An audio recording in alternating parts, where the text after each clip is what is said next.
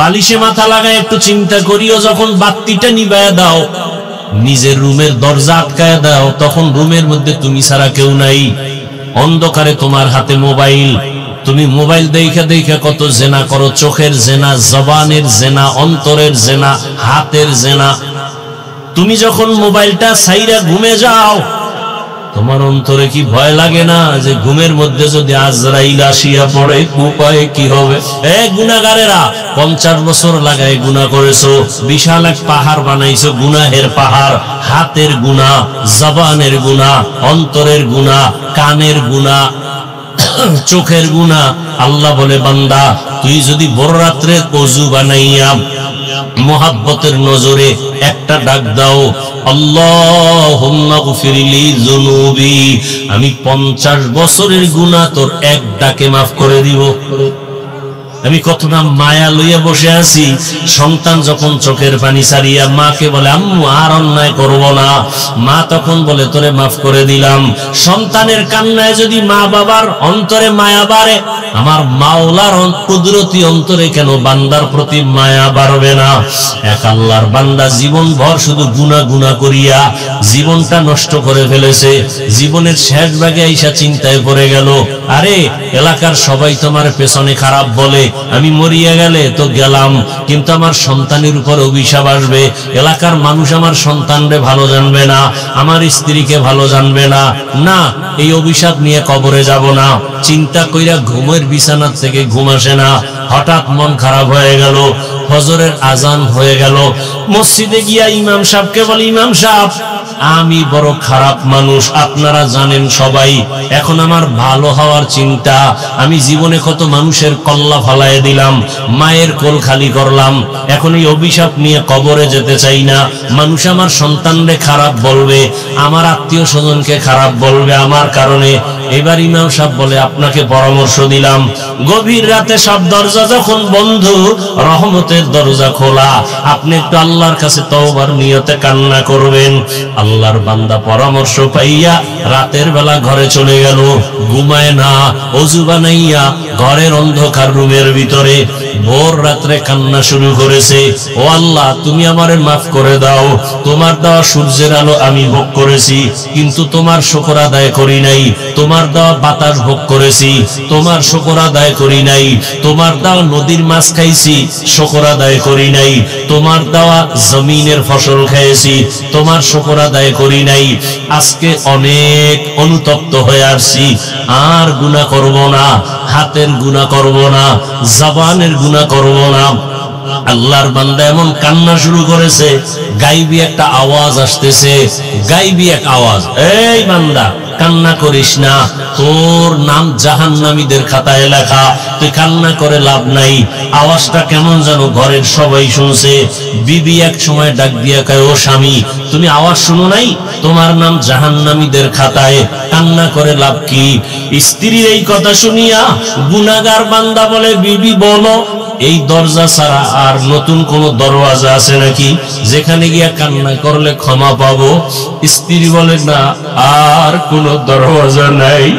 আল্লাহর বান্দা বলে, বিবি আমার এই দরজা ছাড়া যদি আর কোন দরওয়াজা না থাকে, আমার কাজ হলো কান্না করা।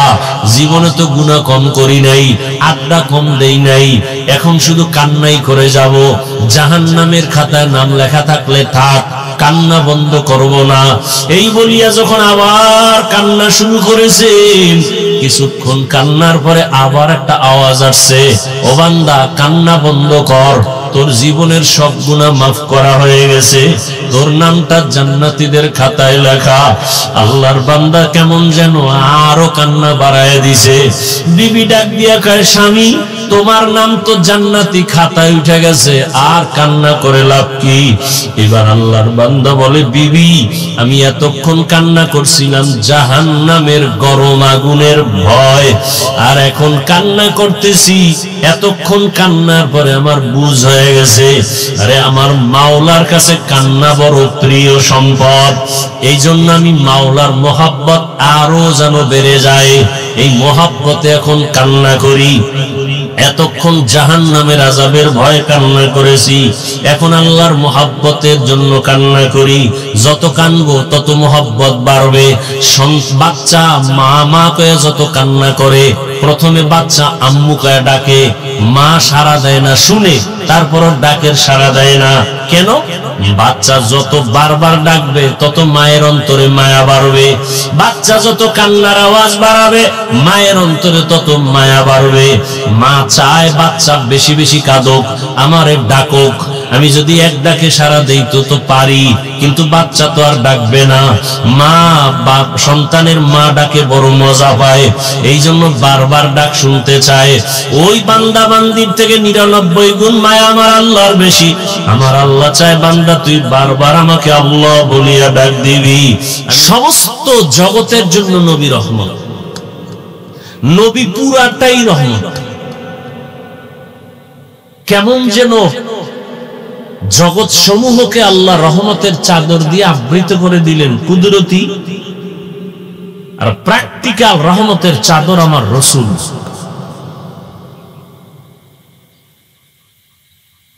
রূহের জগতের জন্য রাসূল রহমত, দুনিয়ার জগতের জন্য রাসূল রহমত, কবর জগতের জন্য রাসূল রহমত, হাসরের মাঠে রাসূল রহমত, জান্নাতের ভেতরে রাসূল রহমত, জাহান্নামের জগতের ভেতরে রাসূল রহমত। জান্নাতের জন্য রহমত, জাহান্নামের জন্য রাসূল রহমত। এটা কেমন কথা? বুঝার জন্য সময় দিতে হবে, সময় লাগবে, যদিও আজ পারবো না।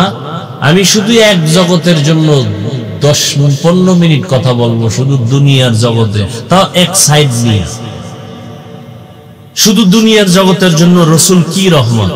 কয় রাসূল দুনিয়ার জগতে নারীদের জন্য আলাদা রহমত, দুনিয়ার জগতে রাসূল পুরুষের জন্য আলাদা রহমত, দুনিয়ার জগতে রাসূল শিশুদের জন্য আলাদা রহমত, দুনিয়ার জগতে রাসূল মুমিনের জন্য আলাদা রহমত, দুনিয়ার জগতে রাসূল বেঈমানের জন্য আলাদা রহমত, দুনিয়ার জগতে রাসূল পশু পাখির জন্য আলাদা রহমত, দুনিয়ার জগতে রাসূল জঙ্গলের প্রাণীদের জন্য, উড়ন্ত পাখিদের জন্য, সমুদ্রের প্রাণীর জন্য নবী রহমত। সব আলাদা আলাদা রহমত। বৃদ্ধ বৃদ্ধা এর জন্য নবী রহমত। রাসূল এমন এক সময় পৃথিবীতে আসছেন যে সময় পৃথিবী ছিল নোংরা, পরিবেশ ছিল খারাপ, মানুষগুলো ছিল চরিত্রহীন, লম্পট। কেমন লম্পট, কেমন চরিত্রহীন!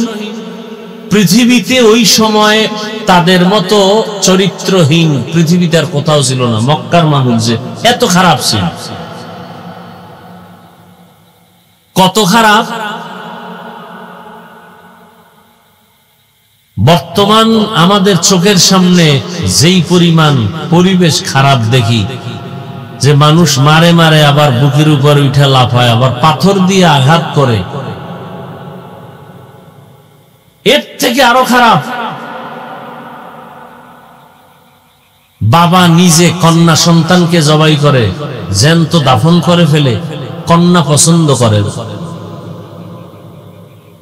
নারীদেরকে সমাজের অবহেলিত বোঝা মনে করে। প্রত্যেকটা পয়েন্টে পয়েন্টে আমাদের জন্য উপদেশ। আপনাদের এই মাদ্রাসা, পার্শ্বে মসজিদ, আশেপাশের এলাকার মানুষ যদি কোনো মদের আড্ডা বসায়, অন্তত মসজিদ মাদ্রাসার পাশে আসবে না, একটু দূরে থাকবে। বলে খবরদার। যেমন অনেকে বিড়ি টানে, মসজিদের কাছে এসে আর বিড়িটা রাখে না, ফেলে দেয়। কেউ ভাই তুমি ওখানে গেলে বিড়ি টানলে কেউ মারবে না, পরিবেশ আমাকে নিষেধ করে। তাহলে মানুষ ডানে বামে একটু দূরে অন্যায় করলো, মসজিদ মাদ্রাসার কাছে এসে করতে চায় না, অন্তরে বাধা দেয়। আশেপাশের বাড়িওয়ালারা উল্টা পাল্টা কিছু করলো, মসজিদের পাশে যাদের ঘর এরা একটু সেফ থাকে, হিসাব করে চলে। দুনিয়ার সব মানুষ অন্যায় করবে, উল্টাপাল্টা করবে, মক্কার মতো একটা দামি ঘরের মানুষ, পাশের মানুষ তো একটু হলেও হিসাব করে অন্যায় করবে। অথচ ইতিহাস সাক্ষী, পৃথিবীতে মক্কার মতো চরিত্রহীন লম্পট মানুষ পৃথিবীর আর কোথাও ছিল। প্রশ্ন বড় জটিল, অন্য জায়গার মানুষের তুলনায় এত বড় দামি বাইতুল্লাহর পাশের মানুষ এত খারাপ কেন? যে বাইতুল্লাহ দেখলেই সওয়াব, যে বাইতুল্লাহর দিকে শুধু তাকায় থাকলেই সওয়াব, যেই বাইতুল্লাহর নাম নিয়ে আল্লাহ কসম করছেন কোরআনে, সেই বাইতুল্লাহর এরিয়ায় ঢুকলে হত্যার আসামি ক্ষমা, ওই এরিয়ায় থাকা অবস্থা পর্যন্ত, সেই মানুষ এত খারাপ কেন? অনেক কথা আমি সংক্ষেপ বলছি। সেই খারাপ অবস্থার মধ্যে রহমতের নবী আসলেন, মানুষগুলো এতটা পরিবর্তন হয়ে গেল। কেমন পরিবর্তন? আল্লাহ বলেন, জিব্রাইল যাও, একটা লিস্টি দিয়ে দিলাম, রহমতের নবীর হাত মোবারকে দাও। লিস্টির মধ্যে যাদের নাম আছে, রহমতের নবী যেন ঘোষণা করেন এরা বিনা হিসাবে জান্নাতি। সুবহানাল্লাহ। না,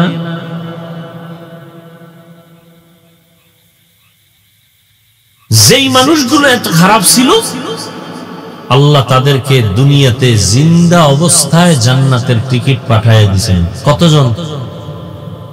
কথা বলেন না কেন ভাই? না আপনারা ওয়াজ মাহফিল শুনেন না? কি ওয়াজ শুনেন? বক্তা বইলে যে এবার আপনারা বিড়ি টানবেন, নাইলে বয়ে বয়ে গল্প করবেন, বক্তারে লাগাই দিয়ে।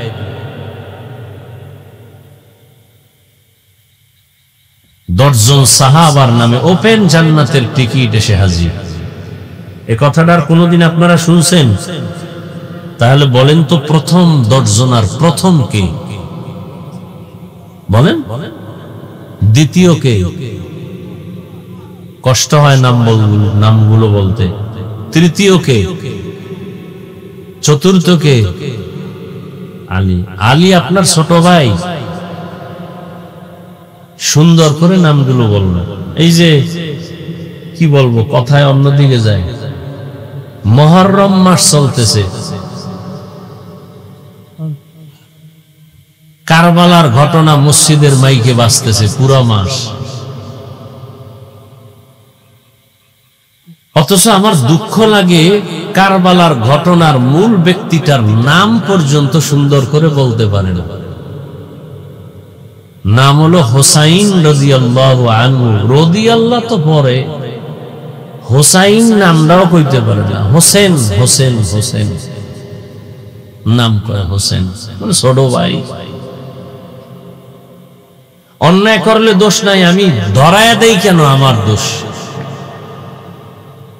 এই যে অন্যায় করতেছে এটা দোষের না, আমি ধরায়া দেওয়াটা এটা দোষ। এই হোসাইন হোসাইন নামটাও বলে নাই। হোসেন হোসেন কয়ে যারা ভক্ত প্রকাশ করতে চায়, বাংলাদেশের প্রত্যেকটাকে যদি ধরে ধরে জিজ্ঞাসা করি, এই হোসেন হোসেন নাম কয়ে যে ভক্তর প্রমাণ দিতে চাও, কারবালায় তিনি গেছেন কেন? জবাব দাও। আম্মা জান আয়েশা রাদিয়াল্লাহু আনহা নিষেধ করছেন, হোসাইন কারবালায় কুফায় যাইও না, তিনি গেলেন কেন? জবাব দাও। একটা হোসেন নামই বলতে পারেনি, ভক্তরা বলতে পারবে না কেন গেছেন, কেউ বলতে পারবে না কেন গেছেন। রাসূলের ইন্তেকালের 61 বছর প্লাস এরপরে কারবালার ঘটনা ঘটলো। 61 বছর প্লাস।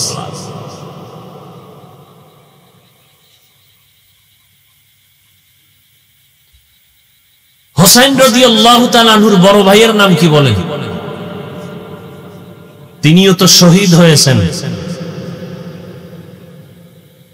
হাসান হুসাইনের বাবা হযরত আলী রাদিয়াল্লাহু আনহু। কে সে আলী? আলীর গুণগান বলি রাত পার হয়ে যায়। 7 বছর বয়স, কেউ বলছেন 11 বছর, কেউ বলছেন 8 বছরে রাসূলের হাতে হাত লাগায় দিয়েছেন হযরত আলী কালেমা পড়ে ফেলছেন। এতদিন ছিল চাচতো ভাই, এখন তিনি সাহাবী, কিছুদিন পরে হবেন রসুলের জামাতা। রসুল কি বলেন আলী সম্পর্কে? আনা দারুল হিকমা ওয়া আলিয়ুন বাবুহা, আমি ইলম ও হিকমতের ঘর, আর আলী হলো এই হিকমত ও ইলমের দরজা। সুবহানাল্লাহ। সে আলী তো শহীদ হয়েছেন। এর আগের খলিফা জান্নাতি সাহাবী উসমান রাদিয়াল্লাহু আনহু শহীদ হয়েছেন। এর আগের খলিফা ওমর ফারুক রাদিয়াল্লাহু আনহু এই মুহররমের 1 তারিখ শহীদ হয়েছেন। প্রশ্ন যদি করা শুরু করি, একজনও জবাব দিতে পারবে না। হোসাইন নিষেধ করার পরে কুফায় গেলেন কেন? হোসাইন বললেন, আমি সেখানে যাব কারণ জমিন আল্লাহ, আসমান আল্লাহ, জমিনের মানুষ গোলামি করবে আল্লাহ। কুফার মানুষ ইয়াজিদের গোলাম হতে চলছে, মানুষ মানুষের গোলামি করতে পারে না।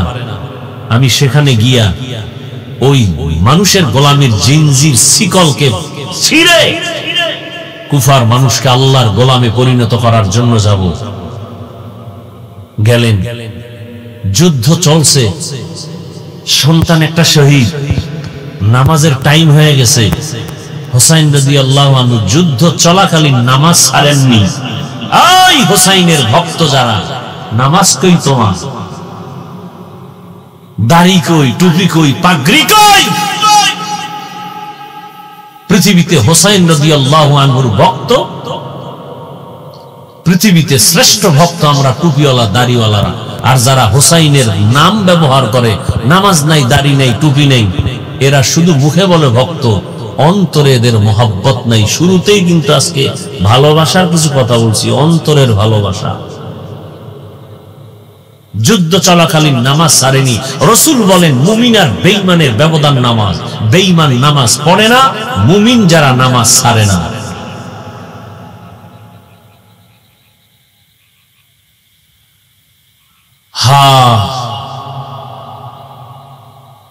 রহমতের নবী আসলেন, রাসূলের আদর্শ যখন গ্রহণ করলো, সেই খারাপ মানুষগুলো এখন এতটা দামি,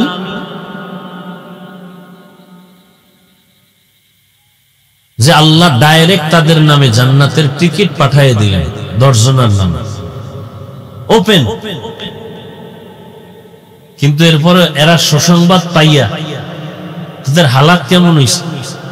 আপনারে যদি পিশাব কয় তুমি জান্নাতি, আপনি কইবেন তো বিড়ি আরো ডবল দে। পিশাব যেহেতু জান্নাতি কইছে, আর এত ইবাদতের দরকার নেই।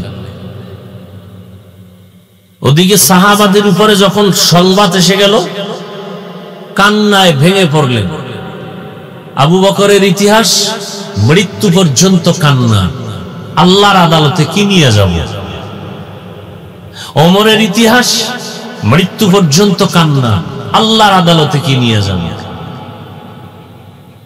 ঈদের দিন রোজার সবাই আনন্দ করে, ওমর দরজা আটকায় কাঁদতেছে।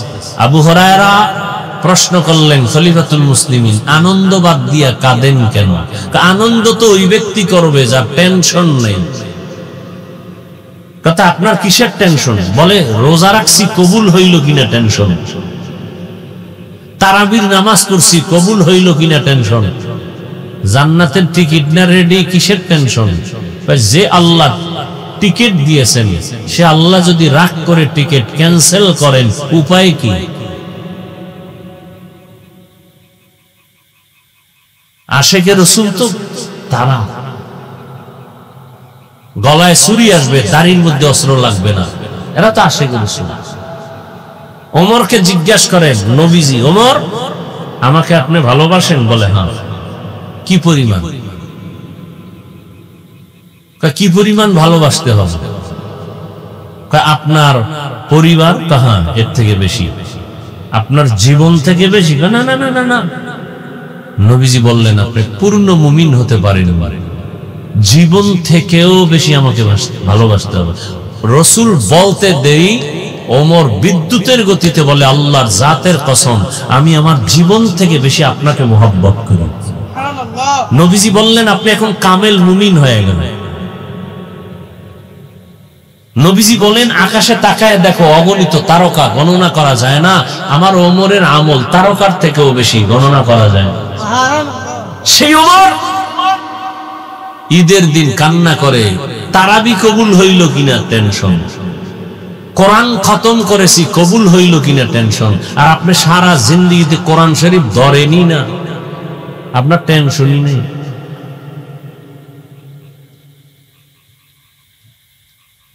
বড় আফসোস, এ কথাগুলো কে বলবে? বলারও মানুষ নাই, শোনার মানুষ নাই, ভুল ধরার মানুষ আছে, লোকমা দেওয়ার মানুষ আছে। ওয়ামা আরসালনাকা ইল্লা রাহমাতাল লিল আলামিন, রহমতের নবী আসছেন, জমিন পবিত্র হয়ে গেল। মক্কার মানুষ এখন এমন দামি, আল্লাহ নিজে ওমরের কথার উপর একমত হইয়া কোরআনে আয়াত নাজিল করলেন। একটা উদাহরণ, নবীজি, আবু বকর, ওমর, ওসমান, আলী সবাই সহ বাইতুল্লাহ তাওয়াফ করতেছেন। যারা হজে গেছেন, না গেলেও শুনে রাখেন, না গেলেও দিলে তামান্না চিনি যাওয়া।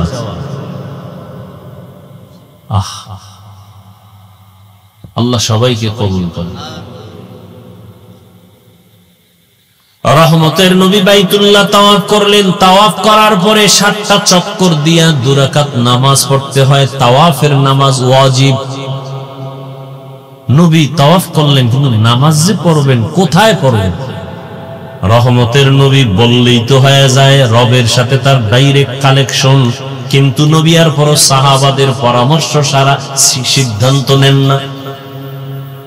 সাহাবায়ে কেরাম আপনারা পরামর্শ দেন, তাওয়াফের নামাজ কই পড়ি? কেউ বলেন, ইয়া রাসূলুল্লাহ, বাইতুল্লাহর দরওয়াজা বরাবর 2 রাকাত নামাজ পড়ি। আর একজন সাহাবী বলেন, জমজম কূপের নিচে 2 রাকাত নামাজ পড়ি। আর একজন বললেন, হাতিমে কাবার কাছে পড়ি। ওমর বললেন, ইয়া রাসূলুল্লাহ, ইব্রাহিম নবী যেই পাথরের উপরে দাঁড়াইয়া বাইতুল্লাহ নির্মাণ করছেন, ইসমাইল সন্তান সহ, ওটাকে মাকাম ইব্রাহিমই বলে। আমার মন বলে আপনি মাকাম ইব্রাহিমের বরাবর পেছনে 2 রাকাত নামাজ আদায় করেন। পরামর্শ শেষ। নবী এখন বললেই তো হয়, আমার সিদ্ধান্ত এটা। নবী বলেন না, চুপ করে বসে আছেন। আসমান থেকে ফয়সালা আসবে। হঠাৎ করে জিব্রাইল আসছেন। জিব্রাইল এসে সালাম দিয়া কয়, ইয়া রাসূলুল্লাহ, আল্লাহ সালাম দিয়া সুসংবাদ দিছেন, ওমরে যেটা বলছেন আল্লাহ তা মেনে নিয়েছেন, আপনাকেও মানতে বলেছেন। সুবহানাল্লাহ বলবেন না?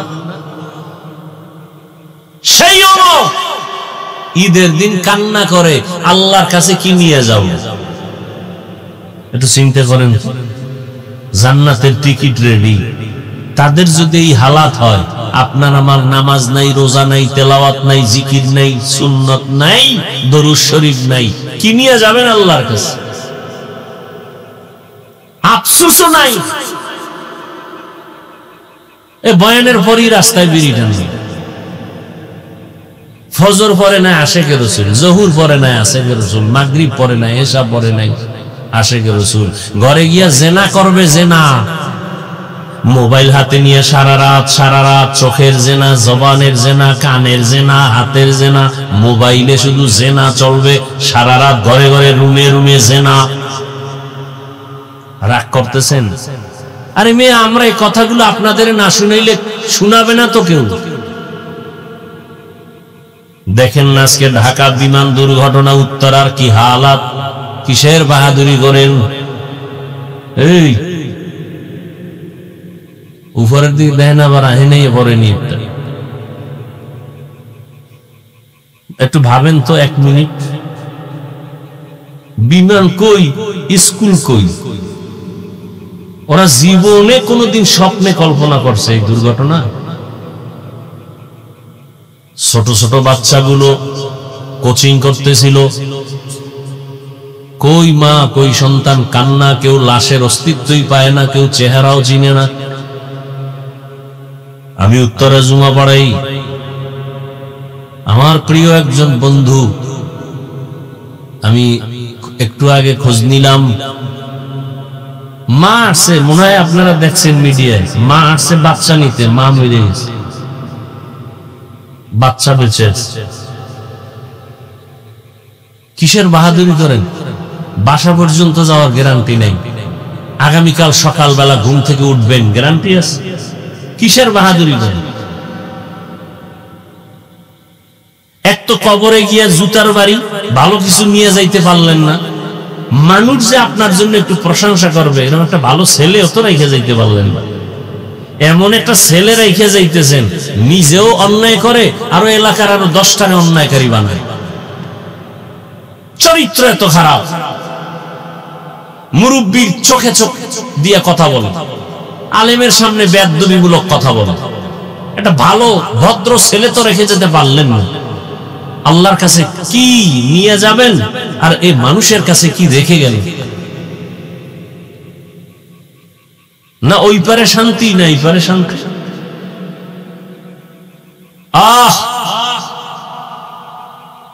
যারা আজকে বিমানের এই কবলে পড়ে জমিন থেকে চলে গেল, আল্লাহ তাদেরকে শাহাদাতের মর্যাদা দান করেন। তার মা, আহাল পরিবারে যারা, সবাইকে আল্লাহ ধৈর্য ধারণকারী হিসেবে কবুল করেন। আল্লাহ তাদেরকে উত্তম নিয়ামত দান করেন। দোয়া করা ছাড়া কি করতে পারি? বড় কঠিন হাল।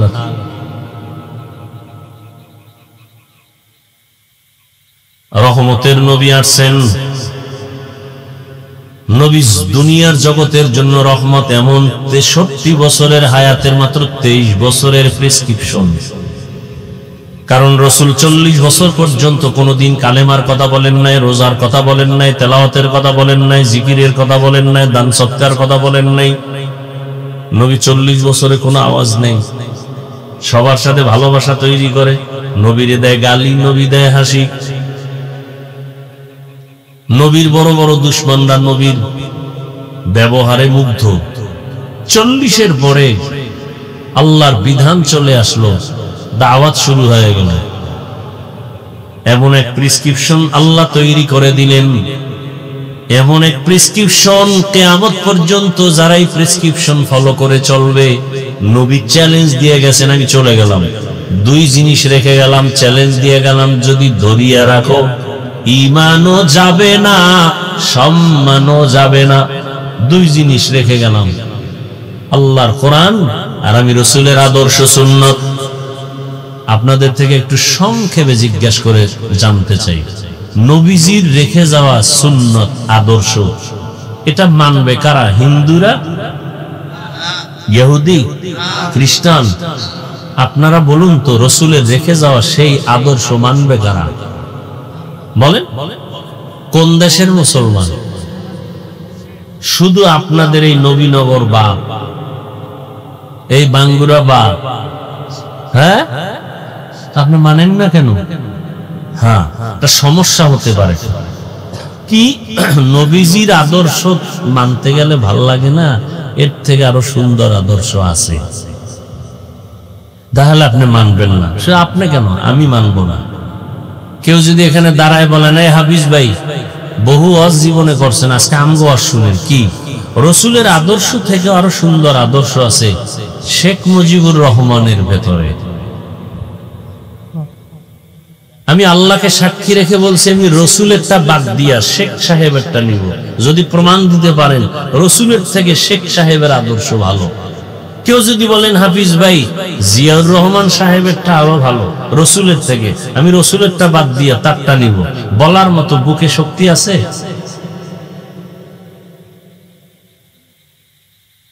বরং আমি কি বলি, এ দুনিয়াতে রাসূলের আদর্শ বাদ দিয়া নতুন আদর্শ বাজারজাত করছে আর বুঝাইছে মুহাম্মদেরটা থেকে আমগোটা ভালো। বলে কে তুমি? আমি আব্রাহাম লিঙ্কন। চান্দি গরম না হইলে বউরে মা কইতে পারে না, এরকম জানোয়ার আছে না, বউরে মা কয়, এমনি কয়, তার মার ছিঁড়ে গেছে। যত বড় ভিআইপি তত বড় নেশাখোর। তাহলে খাইয়ে লইয়া দিমাগ না পাক, ও জবানে আর দিমাগ দিয়ে যা বের করে সব না পাক। আর আমার রাসূল 63 বছর হায়াতে আমার রাসূল কোনদিন একটা মিথ্যা কথা বলেন নাই। পৃথিবীতে দ্বিতীয় আরেকজনের নাম পাও যে মিছা হয় না। বরং ঘরের মধ্যে বৈশা পাওনাদারে যখন টেলিফোন করে, আমি জমিনে নাই, আছে ঘরের মধ্যে, আমি জমিনে নাই। একদিন ধৈর্য একটারে কইতেছে, তুমি না ঘরে ছিলা, তুমি মিছা কথা কইলে কেন জমিনে নাই? আসলে আমি জমিনে ছিলাম না, খাটের উপরে ছিলাম।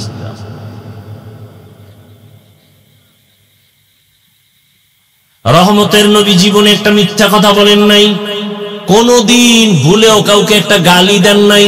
হাজারো গালি শুনছেন, গালির জবাবও দেন নাই। রহমতের নবী কতটা দিলওয়ালা, কোনদিন দুটো চোখ গরম করে কারো দিকে তাকান নাই। কেন? নবী যদি গরম চোখে কারো দিকে তাকায়, জায়গায় পুরিয়া ছাই হয়ে যায়। রাসূলের সে চোখের পাওয়ারের অ্যাকশন, রাসূলের ব্যবহারে কেউ বলতে পারবে না আমি কষ্ট পেয়েছি। কেমন মায়ার নবী যে রাসূলের শরীর মোবারকের ঘাম থেকে মিশকের ঘ্রাণ। কেমন রহমতের নবী আমার, যেখানে কদম দেন ওই জায়গা থেকে দীর্ঘ বছর শুধু ঘ্রাণ আর ঘ্রাণ।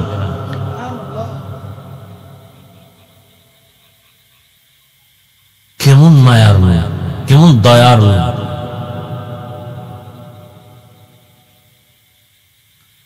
নবীজি বলছেন, আমি চ্যালেঞ্জ দিয়ে গেলাম, দুইটা জিনিস যদি ধৈর্য রাখতে পারো, ঈমানও যাবে না, সম্মানও যাবে না।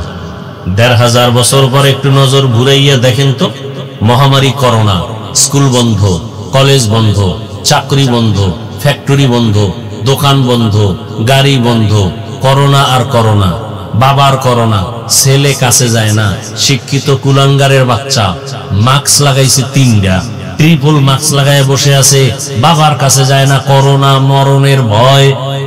সেই সময় ওই করোনার লাশগুলো আমার দেশের টুপিওয়ালা ওলামায়ে কেরাম নিজেরা কাঁধে নিছেন, গোসল করাইছেন, কাফন পরাইছেন, জানাজা পড়াইয়া ওলামায়ে কেরাম তাদেরকে কবরে রাখছেন। একজন টুপিওয়ালাও করোনায় মরে নাই। ভুলে যায় না ইতিহাস। এজন্যই তো আমি চ্যালেঞ্জ দিয়ে বলি, এই জাতির চিরন্তন নিঃস্বার্থ বন্ধু ওলামায়ে কেরাম ছাড়া আর কেউ নাই। ওলামায়ে কেরাম ছাড়া সব চান্দাবাজার ধান্দাবাজ। একমাত্র নিঃস্বার্থ এ জাতির বন্ধু ওলামায়ে কেরাম। এই জাতির জন্য এত দামি, তারা নিজের বউ নিয়ে এত পেরেশানি করে না, উম্মত নিয়ে যেই পেরেশানি করে, নিজের ছেলেরে সময় দেই না, মেয়েরে দেই না, ঘরে দেই না। 24টা ঘন্টা উম্মতের পেছনে তাবলীগওয়ালাদের মেহনত, পীর মাশায়েখের মেহনত, মাদ্রাসাওয়ালাদের মেহনত, আলেম ওলামাদের মেহনত, সব সময় এই উম্মতের পিছনে। সরকারি চাকরি করে, বেসরকারি চাকরি করে যারা, ডিউটি 8 ঘন্টা, নিম্নে বেতন 20,000। ঠিক নেই? ইমাম সাহেবের ডিউটি কয় ঘন্টা? কথা কয় না। সত্য কথাটা বলতে এত টেনশন করেন কেন? ইমাম সাহেবের ডিউটি কয় ঘন্টা? 24 ঘন্টা, বেতন কত? ওই যে পাথর মারছে এগোছেও তো এগো অন্যায় আরো মারাত্মক। 8 ঘন্টা ডিউটি, 20,000 টাকা বেতন, টেবিলের তলে আরো কত মুক্তা টুক্তা তো পায়। আর 24 ঘন্টা ডিউটি, বেতন দেয় 5,000 6,000। তাও ধমক কি? এক ওয়াক্ত নামাজ না পড়াইলে ইমামের উপরে রিমান্ড শুরু হয়ে গেল। রিমান্ড গেছিলেন কই?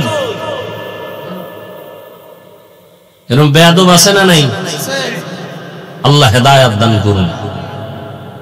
এরপরেও কোন আলেম, কোন ইমাম গালি দেয় না, বরদোয়া করে না, কলিজা ভরে দোয়া করে। কেন? ওই রহমতের নবীর আদর্শের দিলটা বড়। এই জন্য যত গালি দেয় জবাব দেয় না, বরং দোয়া করে, হে আল্লাহ এলাকায় শান্তি দাও, কবর ওয়ালাদের জান্নাত দাও, ব্যবসা চাকরি যারা করে বরকত দাও, অসুস্থ রোগীদের সুস্থ বানাও। দোয়াই করে। এরপরও ঘুরে ফিরে আলেমের উপরে দোষ।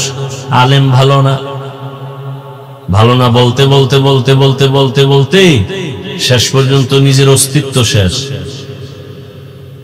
এরপর ঘাড় সোজা হয় না।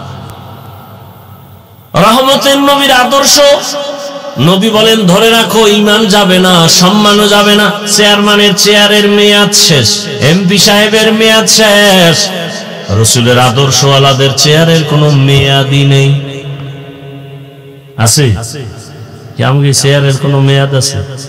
সম্মান আর সম্মান, টাকা দিয়ে সম্মান কিনা যায় না।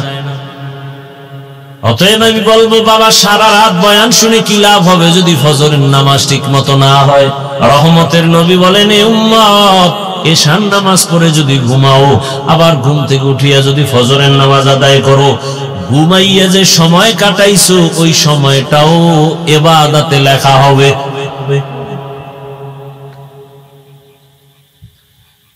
এই যে আমি এতক্ষণ আপনাদের একটু কথা শুনেছি, কষ্ট হয়, এর পরেও একবারও কিন্তু বলি না আমি যে পাঁচকল্লিওয়ালা মৌলবী, আপনারাও আমার মতো পাঁচকল্লি লাগাবেন, না হয় আপনার জাহান্নাম। বলছি আমি কওমি মাদ্রাসার সন্তান, আপনারাও কওমি মাদ্রাসায় যাবেন, একবারও বলি নাই। আমি তাবলীগের লাইনের সন্তান, আপনারাও তাবলীগে যেতে হবে, একবারও বলি নাই। আমি পীর সাহেবদের মুরিদ, আপনাদেরও যেতে হবে, একবারও বলি নাই। বরং আমি আপনাদের শুরু থেকে বলতেছি, এখনো আবার বলতেছি, রহমতের নবীর আদর্শের মালা গলায় লাগান। আমি হুজুর হইতে আপনাকে বলি নাই, বলবো না। আমি আপনাকে বড় পাগড়িওয়ালা বানাইবার জন্য আসি নাই, আমি আপনার কলবটাকে পরিচ্ছন্ন রাখার জন্য, আমার রসুলের আদর্শের মালা গলায় লাগাবার জন্য বারবার অনুরোধ করতেছি, এখনো করি। বলবেন হাফিজ ভাই কেমনে সম্ভব? আপনার মতো যুবক জীবনে মাদ্রাসায় পড়ে নাই, স্কুলে কলেজে পড়িয়াও পাঁচ ওয়াক্ত নামাজ পড়ে, সত্যটা বলেন না, আছে না নাই? আপনার কপালে অভিশাপ লাগছে কার? আপনি পারেন না কেন? সোজা ওয়াজ, কোনো পেশ নাই। আপনার মতো যুবক যদি জেনারেল লাইনে থাকিয়া রাস্তায় গাড়ি চালায়, নামাজ পড়ে, জবাব দেন আপনার কপাল খারাপ কেন? আপনি পারেন না কেন? আপনার মতো যুবক নদীর মধ্যে মাছ ধরে, নামাজ পড়ে, আপনি পারেন না কেন? আপনার মতো যুবক র্যাব আর্মি পুলিশ বিডিআর এর চাকরি করে, পাঁচ ওয়াক্ত নামাজ আদায় করে, বলেন আপনি পারেন না কেন? আপনার কপালে তো খারাপ কেন? আপনার উপরে কারো না কারো বড় বরদোয়া লাগছে, না হয় আপনি এত খারাপ হইতে পারেন না। আপনার মতো কত সন্তান জেনারেল লাইনে রাস্তায় চলে, শ্রমিকের কাজ করে, জমিনে কৃষি কাজ করে, গামছা বিছাইয়া নামাজ আদায় করে, বলেন আপনি পারেন না কেন? আপনার কপাল কেন এত খারাপ?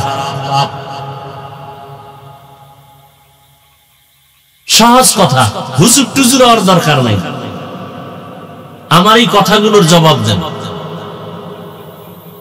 আমিও মুসলমান, আপনিও মুসলমান, আপনার আল্লাহ আমার আল্লাহ এক, আপনার আমার নবী এক, কোরআন এক, কাবা এক, ধর্ম এক, কালেমা এক। দুনিয়াতে আসছি সিস্টেম এক, বিদায়বেলা কাফনের সংখ্যা এক, কালারও এক, কবরের সাইজও এক, কবরের প্রশ্ন তিনটা তাও এক। অথচ আপনি কেমন ভিআইপি? আমি টুপি খুলতে চাই না লজ্জা, আর আপনি টুপি দিতে চান না লজ্জা। আপনি কত ভিআইপি মুসলমান?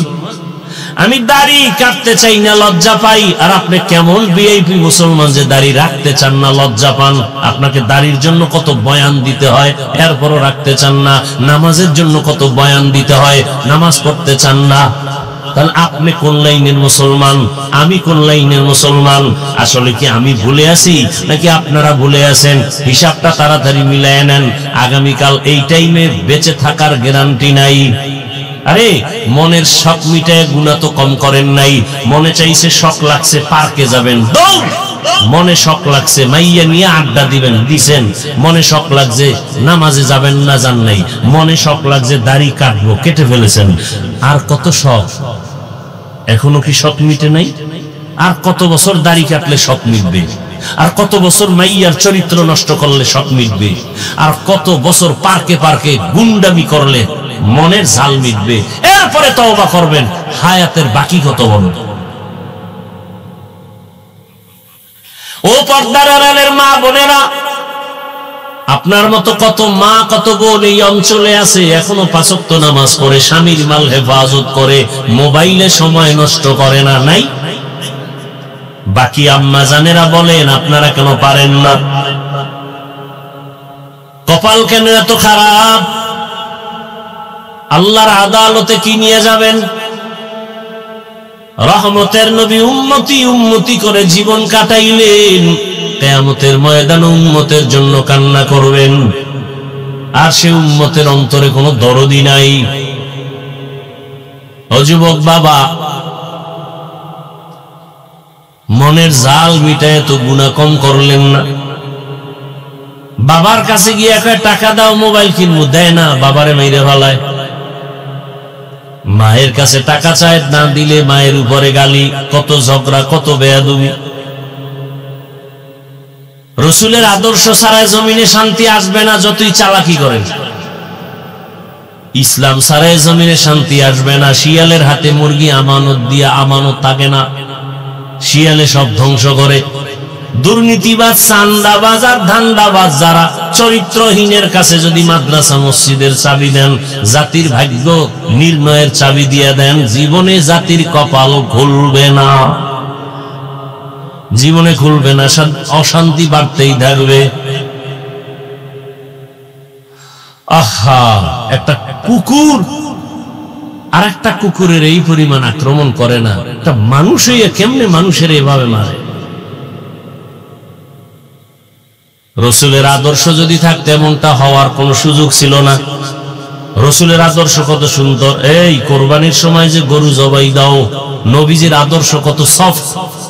কয় তুমি একটা গরুর সামনে আরেকটা গরু জবাই দিও না, কারণ আরেকটা দেখলে কষ্ট পাবে। একটা পশুর কষ্ট রসুল নিষেধ করছেন, আর সেই মানুষ পশুর থেকেও খারাপ হয়ে গেছে। বড় আফসোস রে বাবা, বালিশে মাথা লাগায় একটু চিন্তা করিও, যখন বাতিটা নিবায়া দাও, নিজের রুমের দরজা আটকায় দাও, তখন রুমের মধ্যে তুমি ছাড়া কেউ নাই, অন্ধকারে তোমার হাতে মোবাইল। তুমি মোবাইল দেখা দেখা কত জেনা করো, চোখের জেনা, জবানের জেনা, অন্তরের জেনা, হাতের জেনা। তুমি যখন মোবাইলটা ছাইরা ঘুমে যাও, তোমার অন্তরে কি ভয় লাগে না যে ঘুমের মধ্যে যদি আজরাইল আসিয়া পড়ে, উপায়ে কি হবে? ও আমার যুবক বাবারা, তোমার মতো কত যুবক স্কুলে দেখো, ঢাকা কলেজে যাও, মাথায় পাগড়ি, বড় দাড়ি, কলেজে ক্লাস করে, মনে হয় যেন বড় মসজিদের খতিব। ও বাবা, তুমি কোন মসজিদে নামাজ পড়াও? আমি আরবি জানি না। এই হালাত কেন? বলে একজন আলেমের দোয়া, একজন আল্লাহর ওলির দোয়া পাইছি, মা বাবায় দোয়া দিছে, এখন আমি এই অবস্থায় কলেজে ক্লাস করি। কলেজের মধ্যে ছেলে মেয়ে নাই, আছে, শিক্ষক শিক্ষিকা আছে, কিছু বলে না? না, বলে না। শিক্ষকেরাও দোয়া করে, শিক্ষিকারাও দোয়া করে। ক্লাসের ছেলেরা মাঝে মাঝে কয়, চল বন্ধু একটু আড্ডাখানায় যাব, চল অমুক জায়গায় ঘুরে আসবো। আমি তখন ইস্তেগফার পড়ি, আরে ওরা তো কত গুনাহ করবে, আমি কেমনে করব? আল্লাহর কুদরত, ইস্তেগফার পড়তে না পড়তে দেখি আমার ক্লাসের মেয়েরা, ওরা আমাদের পক্ষ হইয়া জবাব দিয়া কয়, ওরা একটু আল্লাহর পথে আছে, ওদের সাইরা দে, ওদের নিয়ে টানাটানি করিস না। তখন আর ওরা আমাদের নিয়ে বাড়াবাড়ি করে না। আমরা আমাদের পথে এভাবে চলি। আমরা কলেজে ক্লাস করি, পাগড়ি খোলা লাগে না। আমরা ঢাকা কলেজে ক্লাস করি, আমাদের দাড়ি কাটা লাগে না। এ নাই, ও ব্যবসায়ী বাবা, আপনার মতো কত ব্যবসায়ী ব্যবসা করে, নামাজ ছাড়ে না, শাটার বন্ধ করে মসজিদে চলে যায়। কিয়ামতের ময়দানে আল্লাহ তাকে জিজ্ঞাসা দাঁড় করায় বলবে, এই বেঈমান, তোর পাশের ব্যবসায়ী নামাজ ছাড়ে নাই, তুই ছাড়লি কেন? হুজুর বাদ দেন মিয়া। আপনার লাইনের লোক যখন দাঁড় করাবে কি জবাব দেব? আপনার পাশের ব্যবসায়ী নামাজ পড়ছে, ব্যবসা করছে, আপনি পারলেন না কেন? কি জবাব দিবেন আল্লাহর কাছে? সাহাবায়ে কেরাম এত সুন্দর আমল, এত সুন্দর তাকওয়া, যাদের উপরে আল্লাহ খুশি হইয়া জান্নাতের টিকিট দিয়ে দিলেন, তারা এরপরও কান্না করেছেন। আবু বকরের কান্না, ওমরের কান্না, ওসমানের কান্না, আলীর কান্না। আরে হুসাইন রাদিয়াল্লাহু আনহু রাসূলের কত আদরের। একদিন বাবা হযরত আলীকে বলে, এই আব্বু, আপনি আমি হুসাইনরে ভালোবাসেন? হযরত আলী কাহা বাসি? আমার বড় ভাই হাসান রে ভালোবাসেননি? বাসি। আমার আম্মু ফাতেমারে ভালোবাসেননি? বাসি। আমার নানাজিরে ভালোবাসেননি? আল্লাহরে, আল্লাহরও ভালো। কাব্বু আপনার অন্তর কয়টা? কয়েকটা। এক অন্তরে এতজনের ভালোবাসার মানে কি? অন্তর একটা, জায়গা দিছেন কতজন? বড় কঠিন হালাত। ও আমার যুবক বাবারা, চোখের সামনে দেখায় দিলাম, আমরা রসুলের আদর্শ মানতে গিয়ে টুপি পরছি, কোনো ফিসাবের গোলামি করি না, আমরা কোনো পীরের গোলামি করি না, রসুলের আদর্শের মহব্বতে দাঁড়িয়ে রাখছি, কোনো ফিসাবের কথায় দাঁড়িয়ে রাখি না। বরং রসুলের মহব্বত এতটা অন্তরে ঢুকাইছি যে দাড়ি, টুপি, পাগড়ি রসুলের আদর্শের বাইরে ফিসাব যদি যায়, ফিসাব তালাক। আমার রসুল আসল কি? আমার রসুল আসল। আমার রসুলের আসল মাইনা পীর। আমার রসুলকে ঠিক রেখা মা, আমার রসুলকে ঠিক রেখা বাবা, আমার রসুলকে ঠিক রেখা আমার আউলিয়া, আমার রসুলকে ঠিক রেখা আমার উস্তাদ। আমার রসুলের যে ঠিক রাখবে না, সে আমার আপন হতে পারে না। সোজা কথা। কই রসুলের আদর্শ মানার কারণে সম্মান তো কমে নাই। রসুলের আদর্শ মানার কারণে কই আমগত মানুষ চেয়ারম্যানের চেয়ারের মেয়াদ শেষ, আমগত মেয়াদ শেষ নাই, বরং সম্মান আর সম্মান। করোনার সময় সব বন্ধ, কোরআনের একটা ফ্যাক্টরিও বন্ধ হয় নাই, মাদ্রাসাও বন্ধ হয় নাই, মসজিদ বন্ধ হয় নাই, না খাইয়া কোনো হুজুরেরাও মরে নাই। বরং কই কোটিপতিরা, ব্যাংকে টাকার অভাব নাই, কপাল খারাপ, নিজেও খাইতে পারলা না, বউও খাইতে পারে না, মাইয়া ফলারাও খাইতে পারে না, এর সে রিক্সা চালাইয়া মর। এ টাকার মাস্তানি করে লাভ কি? 10 তলা বিল্ডিং কইরা জঙ্গলে জঙ্গলে ঘুরতেছে, কেমন সান কপাল। ওই বিল্ডিং এ গিয়ে আরামে ঘুমাইতে পারবে না, এর সে খেরের ঘরে ডাল ভর্তা দিয়ে খাইয়ে ঘুমানো অনেক শান্তি। দুনিয়া দুনিয়া কি পাইলা বাবা? যারা দুনিয়া দুনিয়া করে এরা দুনিয়াও পায় না, আখিরাতও পাইল না, সব শেষ। এখনো সময় আছে। আল্লাহ কয় আমি তো দরজা বন্ধ করি নাই। وَإِذَا سَأَلَكَ عِبَادِي عَنِّي فَإِنِّي قَرِيبٌ أُجِيبُ دَعْوَةَ الدَّاعِ إِذَا دَعَانِ فَلْيَسْتَجِيبُوا لِي وَلْيُؤْمِنُوا بِي لَعَلَّهُمْ يَرْشُدُونَ। ও বান্দা, তুই আমারে কোথায় তালাশ করো? আরে তুই তালাশ করো ফজরের সময়, যোহরের সময়, আসরের সময়, মাগরিবের সময়, এশার সময়, কিন্তু আমি মাওলা তালাশ করি এমন এক টাইম যে সময় আসমান নীরব, জমিন নীরব, গাছের পাখি ঘুমায়, নদীর মাছ ঘুমায়, ঘরের সবাই ঘুমায় যায়। ওই সময় আমি আল্লাহ আমার মুহাব্বতের বান্দাকে তওবার দরজা দিয়া ডাকি, আলা মিন মুস্তাগফিরিন ফাগফির আলা, আলা মিন মুস্তারজিকিন ফারজুকা। এ গুনাহগারেরা, 50 বছর লাগায় গুনাহ করেছো, বিশাল এক পাহাড় বানাইছো, গুনাহের পাহাড়। হাতের গুনাহ, জবানের গুনাহ, অন্তরের গুনাহ, কানের গুনাহ, চোখের গুনাহ। আল্লাহ বলে বান্দা, তুই যদি বড় রাত্রে ওযু বানাইয়া মুহাব্বতের নজরে একটা ডাক দাও, আল্লাহুম্মা গফিরলি যুনুবি, আমি 50 বছরের গুনাহ তোর এক ডাকে মাফ করে দিব। আমি কতটা মায়া লইয়া বসে আছি। সন্তান যখন চোখের পানি ছাড়িয়া মাকে বলে আম্মু আর অন্যায় করব না, মা তখন বলে তোরে মাফ করে দিলাম। সন্তানের কান্নায় যদি মা বাবার অন্তরে মায়া বাড়ে, আমার মাওলার কুদরতি অন্তরে কেন বান্দার প্রতি মায়া বাড়বে না? এক আল্লাহর বান্দা জীবন ভর শুধু গুনাহ গুনাহ করিয়া জীবনটা নষ্ট করে ফেলেছে। জীবনের শেষ ভাগে আইসা চিন্তায় পড়ে গেল, আরে এলাকার সবাই তোমার পেছনে খারাপ বলে, আমি মরিয়া গেলে তো গেলাম, কিন্তু আমার সন্তানের উপর অভিশাপ আসবে। এলাকার মানুষ আমার সন্তানরে ভালো জানবে না, আমার স্ত্রীকে ভালো জানবে না। না, এই অভিশাপ নিয়ে কবরে যাব না। চিন্তা কইরা ঘুমের বিছানা থেকে ঘুম আসে না। হঠাৎ মন খারাপ হয়ে গেল, ফজরের আজান হয়ে গেল। মসজিদে গিয়া ইমাম সাহেবকে বলি, ইমাম সাহেব আমি বড় খারাপ মানুষ, আপনারা জানেন সবাই। এখন আমার ভালো হওয়ার চিন্তা, আমি জীবনে কত মানুষের কল্লা ফালায় দিলাম, মায়ের কোল খালি করলাম। এখন এই অভিশাপ নিয়ে কবরে যেতে চাই না। মানুষ আমার সন্তানরে খারাপ বলবে, আমার আত্মীয় স্বজনকে খারাপ বলবে আমার কারণে। এবার ইমাম সাহেব বলে আপনাকে পরামর্শ দিলাম, গভীর রাতে সব দরজা যখন বন্ধ, রহমতের দরজা খোলা, আপনি একটু আল্লাহর কাছে তওবার নিয়তে কান্না করবেন। আল্লাহর বান্দা পরামর্শ পাইয়া রাতের বেলা ঘরে চলে গেল, ঘুমায় না, ওযু বানাইয়া ঘরের অন্ধকার রুমের ভিতরে ভোর রাত্রে কান্না শুরু করেছে।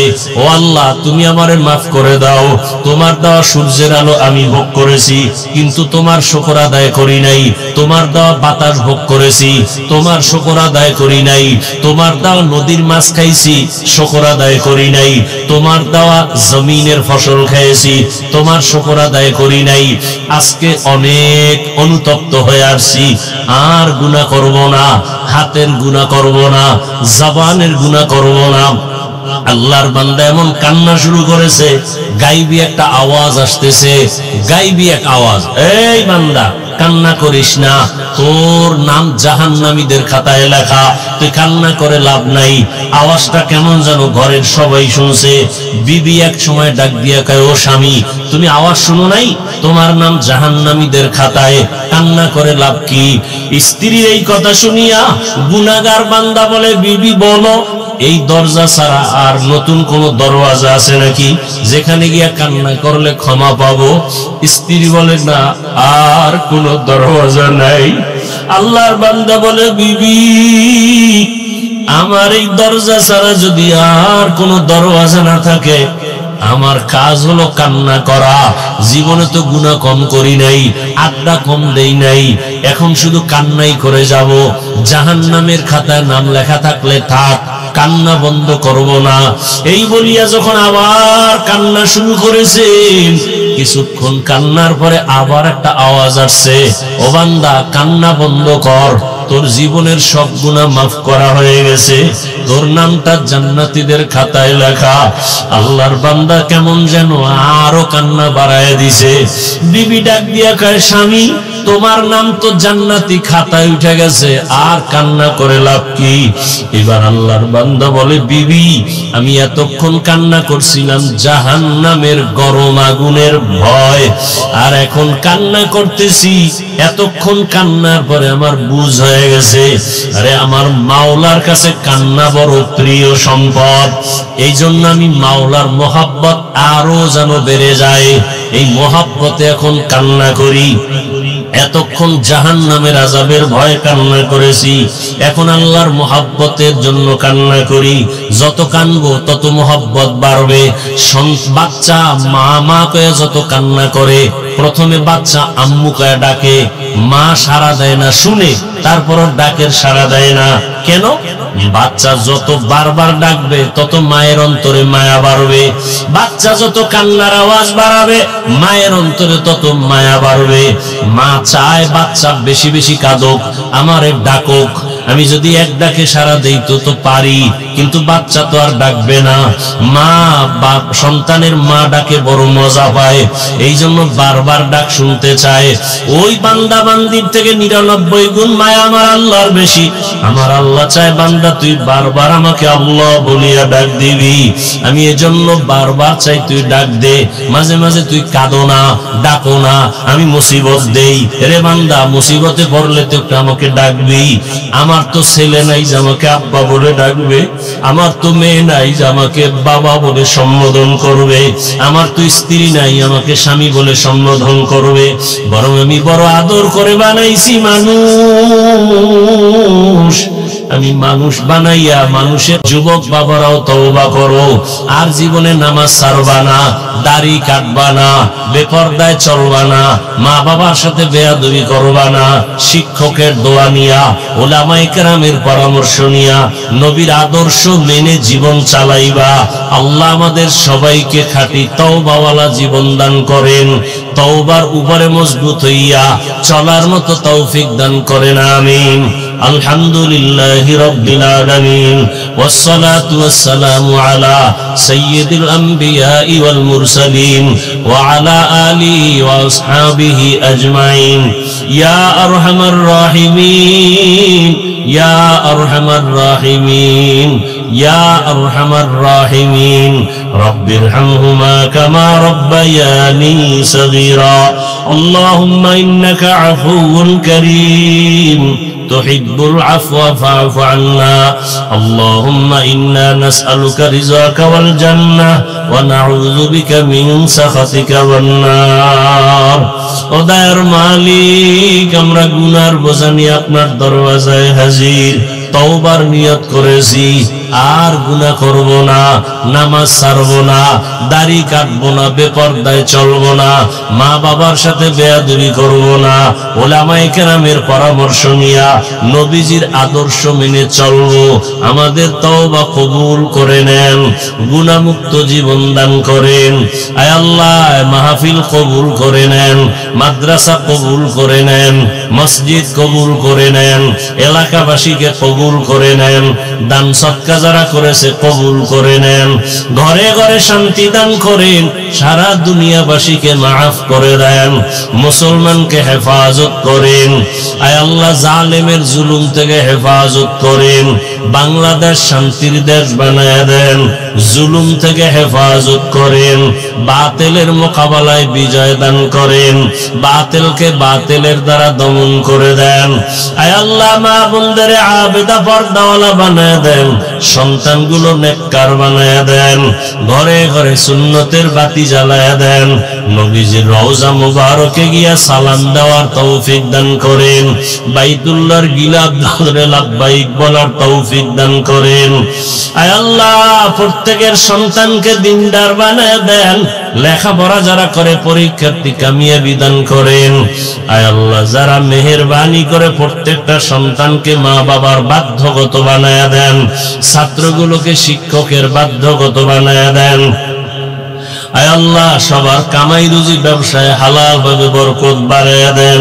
হারাম থেকে হেফাজত করেন অভাবীদের অভাব দূর করে দেন আয় আল্লাহ সারা দুনিয়াবাসীকে মাফ করে দেন নবীজির সুন্নাত ওয়ালা জিন্দেগি দান করেন আমার কলিজার যুবকদের কবুল করে নেন মোবাইলের গুনাহ থেকে হেফাজত করেন আয় আল্লাহ পাঁচ ওয়াক্ত নামাজি বানায় দেন নামাজ কাজা হওয়া থেকে হেফাজত করেন চলার পথে ইজ্জতের সাথে হেফাজত করেন আয় আল্লাহ আসাদায়ে কেরাম তালিবুল ইলমদের হেফাজত করেন আমাদের জান মাল আহল পরিবার হেফাজত করেন আওয়াজে কথায় রুহানিয়াতে স্পষ্টতা বাড়ায়া দেন রহব বাড়ায়া দেন ইলম হিকমত আমলে বরকত বাড়ায়া দেন উলামা তোলাবা উম্মতের অন্তরে ইজ্জত মুহাব্বত রহব বাড়ায়া দেন আয় আল্লাহ সবার সাথে মুহাব্বত বাড়ায়া দেন আয় আল্লাহ তাআলা বেশি বেশি নেক আমলের তৌফিক দান করেন